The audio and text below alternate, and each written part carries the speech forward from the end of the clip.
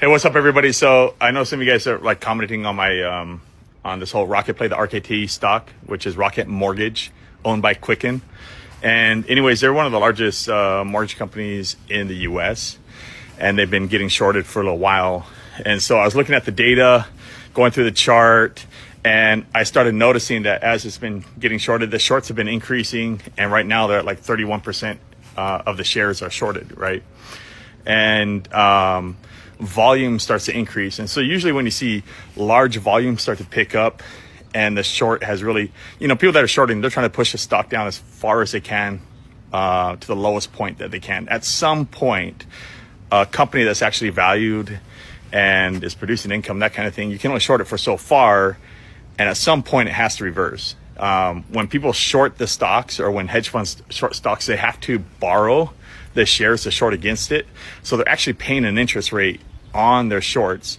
So when a stock starts to hit like the lowest point and then it starts to maybe bounce a little bit at the lowest point, at some point they're going to have to release their shorts and buy back shares.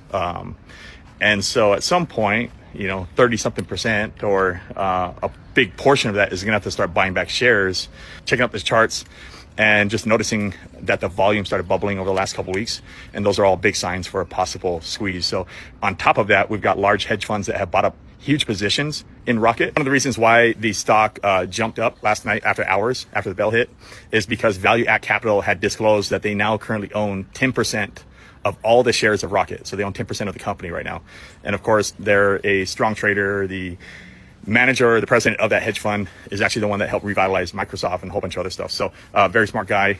And at some point, if the stock's not dropping any further and they're paying interest rates on their shorts, they're going to have to buy back shares. But if the people that own the shares don't want to release it at a low price, that's when a squeeze starts happening, and the shorts now are starting to fight to buy shares back. And that's usually when the price starts to jump. So because of that jump after hours last night, my options this morning opened up at around $4,000 or so in profit, and was jumping up and down all over the place today. But I'm not looking to sell.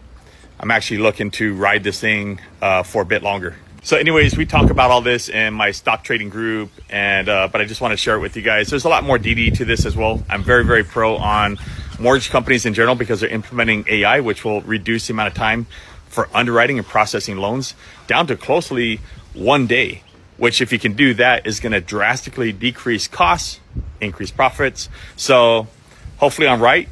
That's my play, and I'll be taking a ride on Rocket. Boom.